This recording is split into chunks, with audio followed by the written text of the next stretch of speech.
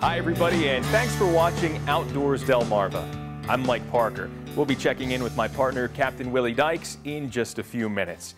Well, we're starting things off in the cabin this week. Good to be inside, but well, the reason for it is because, yeah, even with some of this beautiful fall weather, we do tend to have a couple of these rainy, cloudy days out there. Unfortunately, knocking some of those beautiful fall leaves to the ground just a little bit early and maybe interfering a little bit with those early deer hunting plans. But either way, there is a lot going on this time of year as we prepare for those deer and early waterfowl seasons. And maybe no place is busier than up in Dorchester County, where there have been some big outdoor events recently. One of them, you could say, had some youngsters in a foothold as they took in some trapping tradition. Unless you're actually looking for the Thundera 4-H Center near Hurlock, Maryland, you probably wouldn't find it. What I'm going to try to show you here today is a few fur handling techniques. Ironic then that this hidden gem is playing host to a youth trapping education day, in part aimed to teach the age-old techniques of being stealth. Most of these kids are new to trapping. We're introducing it to them. They're here to learn about it. A few of them come from trapping families. It's true. Trapping is one of those outdoor activities that tends to draw mixed reaction. But there's no doubt it is necessary for controlling populations of animals that can be both destructive to land and very prone to disease. I set a few traps along this creek. Not to mention the story we aired last year where we trapped dozens of muskrats and a few raccoons out on a Talbot County salt marsh was one of the most popular stories we've ever shown. And it continues to rack up thousands of views online. So the meat has value.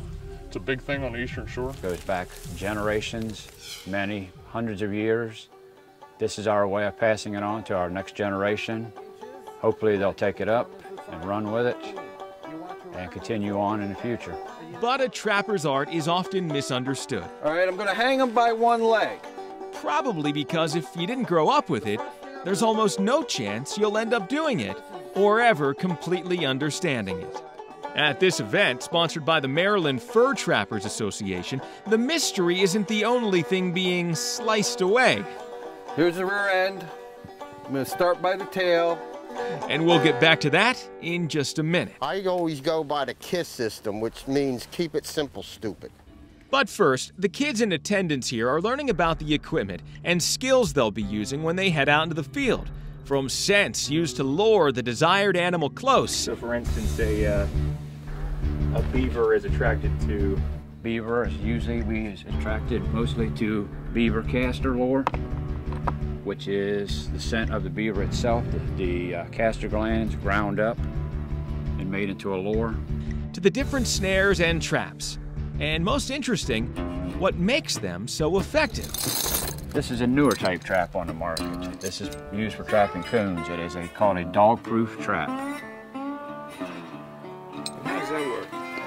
That works. You stick this into the ground. You put marshmallows or some type of fish bait into this. It's set like this. He puts his foot into it and it fires the trap off. Okay, they all have a snare lock. It's when it closes, it locks down on the animal, means it only goes one way. Remember, his head goes through and he hits it here on his chest. And when that happens, it goes just like that. See how that fell right on him? These are a retaining snare. They hold that animal until we come back to take him out. We can either take him out or we can dispatch him on the spot.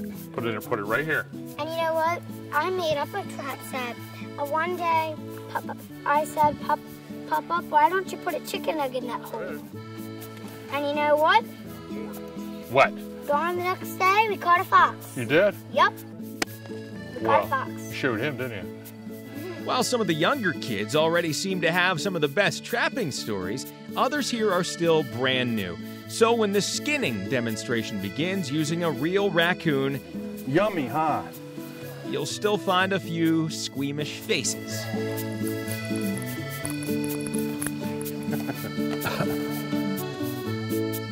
Remember, if you're going to be a trapper, this is part of it. But after a few minutes, they're already starting to understand that processing what you harvest is all part of the deal. And for a trapper who knows how to do it right, a quality fur can translate into money on both the domestic and foreign fur markets. And today we're doing raccoons, so I thought I'd bring one to show you like one of the things they do with raccoons. I caught one of those. You did? Yeah, nuclear plant. Exactly like that. Yeah. So this is some of the stuff they're doing with your fur. I made a raccoon trap. It's connected to this tree, so it's got a nice anchor, and then it'll get caught through. Then when they struggle, it's gonna go like that. For the youth, it's been a day of discovery and adventure. So what's next? Could we someday be following them into the unforgiving marsh to check the trap line? Maybe we're looking at the next skinning champions at the Dorchester County National Outdoor Show. Or maybe we're just seeing a bright future for local trapping tradition. Get outdoors, Delmarva!